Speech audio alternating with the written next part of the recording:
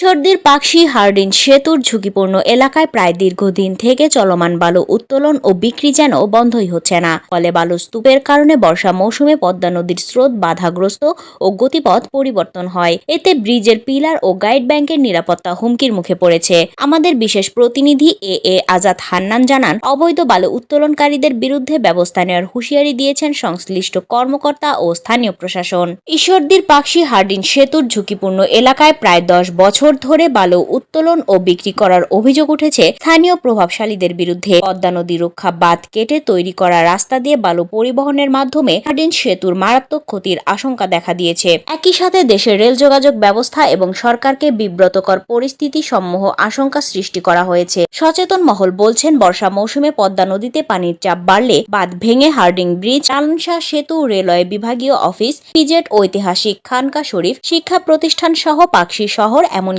নির্মাণাধীন রূপপুর পারমাণবিক বিদ্যুৎ কেন্দ্রটিও মারাত্মক ক্ষতির শিকার হতে পারে। বালুর ইয়াটা বন্ধ করে দিলে তো আরো ভালো হয়। আমাদের নদীর আরো ভাঙ্গা আরো কাঁচা যাইতেছে, সব ডুবে যাইব। আমাদের এই ইয়ে করে যদি বালুর চাপে যদি ইয়ে হয়ে যায় নদীতে, তো আমাদের ভাঙ্গি দিয়ে যাবে। বালি পাকশি হার্ডিং ব্রিজের পদ্মা সেতু নিচে যদি বালু উত্তোলন করা হয়, তাহলে বালুর সব নিচে সুড়ঙ্গ তৈরি হয়। আর সুড়ঙ্গ তৈরি হলে তাহলে সুড়ঙ্গ যদি তৈরি হয়, তাহলে এই ব্রিজ বসে যাওয়ার সম্ভাবনা আছে। এবং এই যে বাঁধ আছে, এই বাঁধের যদি বালু কাটা হয়, তাহলে বালু কাটলে দেখা যাচ্ছে এই পাকশি সহ সম্পূর্ণ এই এলাকাটুক বসে যাওয়ার সম্ভাবনা আছে এবং ভাঙি যাওয়ারও সম্ভাবনা আছে। এই জন্যই পাকশির ঐতিহ্য বজায় রাখার জন্য, ভালো রাখার জন্য এটা বন্ধ করা উচিত। এই যে বালু খনন করছে, এই খনন করার কারণে জাতীয় সম্পদগুলো নষ্ট হয়ে যাচ্ছে, তাতে আমাদের ভারমুক্ত নষ্ট হয়ে যাচ্ছে। এতে এটা বন্ধ হওয়া জরুরি দরকার। অবৈধভাবে বালু উত্তোলন বন্ধ এবং হার্ডিং সেতুকে রক্ষা করতে সব ধরনের পদক্ষেপ নেওয়া হবে বলে জানান সংশ্লিষ্টরা। আপনারা সবাই জানেন যে আমাদের পাকশি হার্ডিং ব্রিজ শুধু ঈশ্বরদীর না, সারা দেশের একটি গৌরব, শত বছরের ঐতিহ্য, এবং এই ঐতিহ্য টিকে রাখার দায়িত্ব সরকারের পাশাপাশি ঈশ্বরদী সর্বস্থানের জনগণের। তারই ধারাবাহিকতায় এই হার্ডিং ব্রিজ রক্ষাতে দুই তীরে যে কাঁটাতারের বেড়া দেওয়ার যে উদ্যোগ নেওয়া হয়েছে রেল মন্ত্রণালয় কর্তৃক, এটি বাস্তবায়ন করার জন্য আমি সমগ্র ঈশ্বরদীবাসীকে আহ্বান জানাবো। এবং এই হার্ডিং ব্রিজের নিরাপত্তার খাতিরে, বিশেষ করে হার্ডিং ব্রিজের লাগোয়া কোনো ধরনের কোনো অবৈধভাবে বালু উত্তোলন, বালুর ব্যবসা করা যাবে না। আমি ইতিমধ্যে আমাদের পাকশি রেলওয়ে টিআরএম মহোদয়ের সাথে আমার বিস্তারিত আলোচনা হয়েছে এবং আমরা উপজেলা প্রশাসন এবং বাংলাদেশ রেলওয়ে পাকশি বিভাগ যৌথভাবে এই অবৈধভাবে পাকশি হার্ডিং ব্রিজের কাছ থেকে বালু উত্তোলন, পরিবহন এবং ব্যবসা এটা আমরা বন্ধ করতে বদ্ধপরিকর।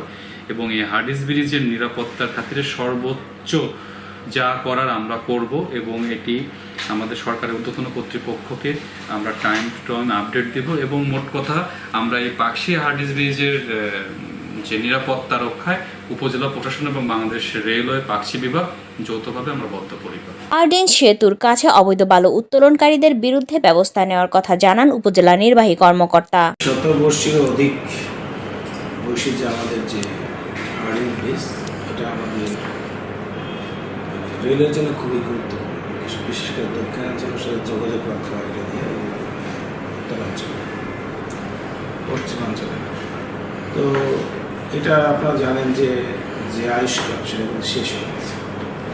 এরপর বুয়েটের শিক্ষকদের পরামর্শ এটা কিছুটা কাজ করা হয়েছে আর 25 বছর চলে। কিন্তু এরপর আলটিমেটলি আমাদের কিন্তু একটা ব্রিজ লাগে, কিন্তু সেটা না হওয়া পর্যন্ত এই ব্রিজকে আসলে আমাদের রক্ষা করতে হবে।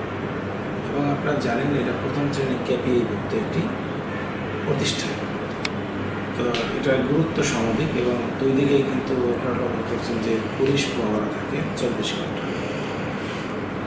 তো এখানে কিছু বালি ব্যবসায়ী, তারা এখানে বালি উত্তোলন করে, বালি বিক্রি করে, এটা অনেক দিন থেকে চলে আসছে।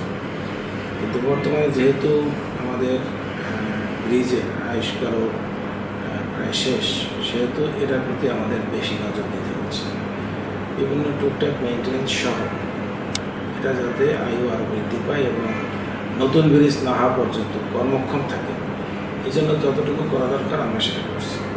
কিন্তু বাইরে যে এই যে পানি উত্তোলন করছে ঠিকই বলেছেন, এরপর হয় কি আমাদের ভবিষ্যতে দেখা গেল যে আমাদের যে স্ট্রাকচার আছে এটা কিছুটা ক্ষতিগ্রস্ত হতে পারে। শুধু আশ্বাস নয়, দ্রুত সময়ের মধ্যে হার্ডিঞ্জ সেতুর কাছে অবৈধ বালু বন্ধ করবে প্রশাসন, এমন প্রত্যাশা সকলের।